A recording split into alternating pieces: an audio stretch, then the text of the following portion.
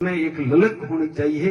वो शिक्षा में हर आदमी सोचे कि मेरा बेटा आज ये अध्यापक बना है तो मेरे बेटे को मैं डॉक्टर बनाऊंगा, इंजीनियर बनाऊंगा, मैं साइंटिस्ट बनाऊंगा, मैं बड़े पद पर भेज करके RAS IAS बनाऊंगा।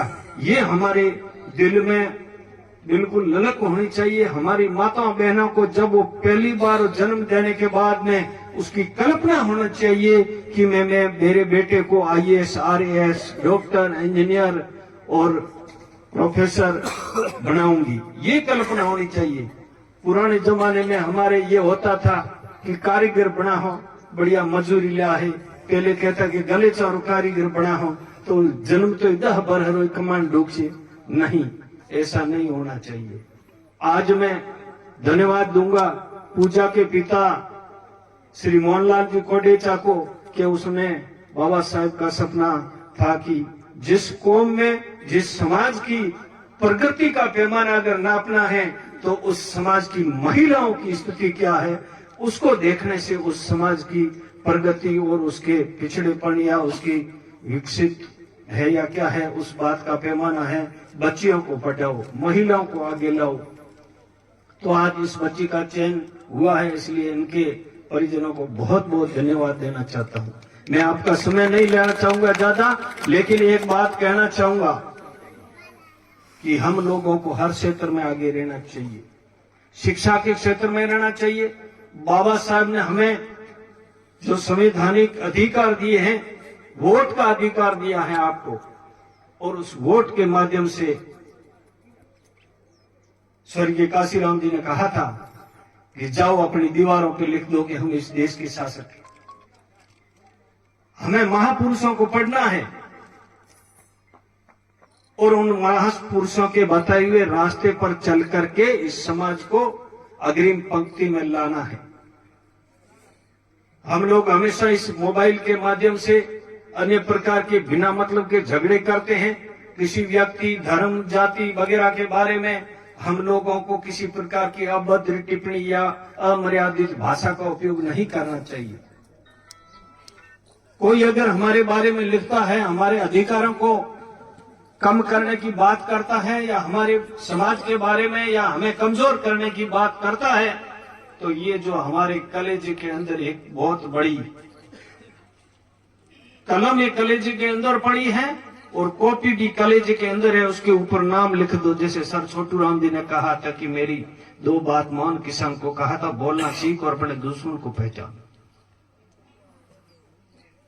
हमें जो कोई लोग अगर गलत भाषा उपयोग करते हैं उसको उस भाषा में जवाब नहीं देना चाहिए। हमें संवैधानिक दायरे में रह करके हमें आगे बढ़ना चाहिए। मैं आज जो बोल रहा हूं, ये कैमरा है, ये कैमरा फोटो लेता है हमारा। जैसा हम हैं वैसा हूबहू बिल्कुल फोटो लेगा, उसमें कोई अंतर नहीं आएगा।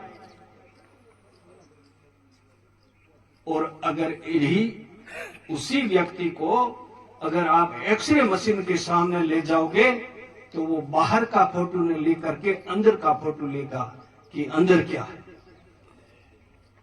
इसी प्रकार हमें हमारी जो आंखें ये बाहर की तस्वीर देखती है, अंदर की नहीं देखती है।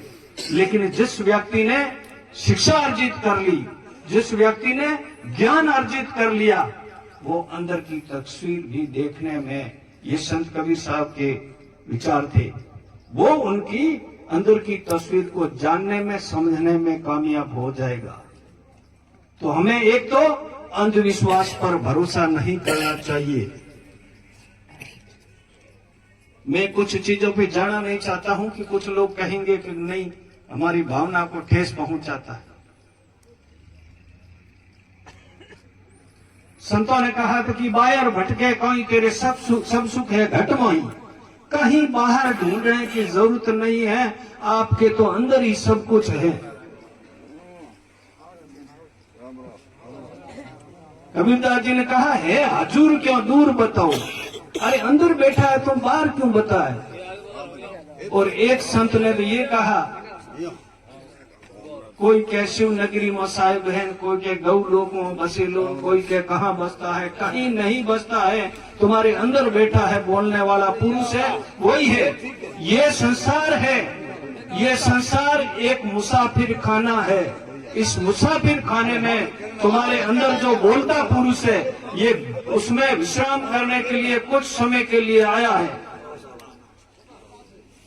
आज ये मकान आपका है, कल और किसी का होगा, परसों और किसी का होगा। तो आप मान के चलो कि हमें जितने दिन के लिए हम इस मुसाफिर खाने में आए हैं, तब तक अच्छे काम करें, अच्छी सोच रखें, आगे बढ़ें और महापुरुषों के बताए हुए रास्ते पर चलना चाहिए और बाबा साहब को आदर्श मानना चाहिए। ज्योतिराव जी फूले, साहू जी महाराज और ऐसे महापुरुषों के बताए हुए उनको पढ़ना चाहिए और आगे बढ़ना चाहिए। मैं युवाओं से कहना चाहता हूं, अपने समाज के बड़े बुजुर्गों से कहना चाहता हूं कि मृत्यु भोज है, बिल्कुल एक समाज की कुरीति है। उसको खाना और करना दोनों ही बंद करोगे तो तुम्हारा और हमारा अच्छा होगा। नहीं तो जो ही एक तरफ तो रोना पीटना और दूसरी तरफ हलवा बना के खाना, ये कहां तक उचित है? अपने को क्या घर में जब मौत होती है रो करके खाने की आदत पड़ गई है? आज मैं इसलिए कड़वा बोल रहा हूं कि ऊपर वाले की कृपा से यहाँ कोई खुशी का माहौल है, इसलिए बोल रहा हूं। लेकिन उस जगह पे ये नहीं बोल सकता। इसलिए हम लोगों को एक तो मृत्यु भोज बंद करना है, बच्चियों को पढ़ाना है, बच्चों को पढ़ाना है। और जो बच्चे शराब पीते हैं, गुटखा खाते हैं, अगर अच्छा इंसान बनना, इस भारत का अच्छा नागरिक बनना है, तो तुम्हें ये सारी चीजें छोड़नी होगी। और अगर तुम्हारे में ये खामियां हैं तो न तो आपका वोट बिके बगैर रह सकता है, न आप ईमानदारी से जी सकते हैं, न आपके परिवार की महिलाएं आपसे संतुष्ट हो सकती हैं। तो ये जो आए दिन जो आत्महत्याएं होती हैं, आए दिन जो हमारी माता बहनें जो आत्महत्या करती है, उसके पीछे एक ही कारण है। जब बात करते हैं तो मोड़िया दारू लिए वो परेशान थी, बेचारी की करे, मरे नहीं तो। और जब हम उसका संबंध करने जाते हैं, कभी वो बाप ही शराब पी करके उसको प्रमाण पत्र दे करके आता है। तो गाड़ी की बात करो, 5 रुपये की बोतल लाए तो किला भी लाए तो मोह की गेड़ो बुढ़ाए तो ये हमारा उस गाड़ी को प्रमाण पत्र देने का पैमाना है। जबकि हमारी नजर में देखना चाहिए कि इनका घर कैसा है, इनके पास जमीन कितनी है, इनके घर की जो चार तरफ की जो चार दीवारी है वो कैसी है। कहा होता है कि सक्षम परिवार है, बाढ़ रो कौंटो है नहीं, वो भी बताया करे कि इस परिवार की परिवेश कैसा है, इस परिवार की क्या है। गुड्डे न चमक भरी एक जमी को नहीं, बस की करूं बढ़िया रोटी हागेड़ी पड़ाई, बस मोंडेर फादर में टाबरा न दे बुआ हुए और पछे ओरो हागी करे और जदे बती आत्महत्या करे, जाने के हाहू नाम लिखो, होहरा लिखो। पहले तो उस आदमी को डरना चाहिए जिसने शराब पी करके अपनी बच्ची का संबंध किया है। मैं ज्यादा आपकी बात नहीं कहूंगा। आप लोगों ने आज बुलाया, मेरी बात सुनी, मैंने जो ये 10 लड़के जो बच्ची शहीद जो को सिलेक्शन हुआ है, इससे मुझे बेहद खुशी है। मुझे खुशी जब होती है जब मैं उस परिवार में जाता हूँ, मेरे समाज में, उसके घर की जो चार दीवारी अच्छी देखता हूँ, उसका घर अच्छा देखता हूँ, बहन बेटियां सजी धजी देखता हूँ, हमारे पूर्वजों के जो बुजुर्ग हैं उनको अच्छा स्वस्थ देखता हूँ, अच्छे कपड़े देखता हूँ, उनका घर सक्षम देखता हूँ, तो मुझे खुशी होती है। और झूंपड़े मोन डोडा गाड़ियोड़ा देखा तो रोणो आवे।